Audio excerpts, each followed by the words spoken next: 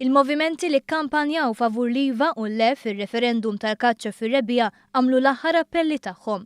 L-erba' filgħaxija fil-Belt Valletta l-kelliem tax-Xawt Mark Sultana qal li l-kampanja kontra l-kaċċa fir-rebbija kienet waħda pożittiva u jemmen li llum il-poplu huwa perswas mill-argumenti mresqa.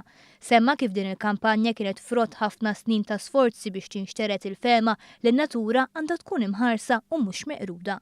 Moradelija spjegat kif ix-Xawt huma pożittivi u mhux negattivi għax ma joqtlux la safar u żiedet li dawn għandhom jitgawdew ħajjin minn kulħadd. Hija żiedet tgħid li l-poplu Malti ma jridx jgħix f'pajjiż li huwa assoċjat mal-qtil tal-asafar.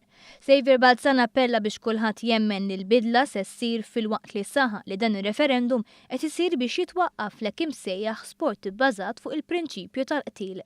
Temm jgħid li ma hemm l-ebda ħsieb li jinqerdu passatempi jew delizzi oħrajn. Fl-imġar il-moviment IVA bħala Maltin u Ewropej tkellem dwar kif vot favur li tinżamm il-kaċċa fir-rebbija ifisser vot favur it-tolleranza u messaġġ pożittiv ta' poplu maqut.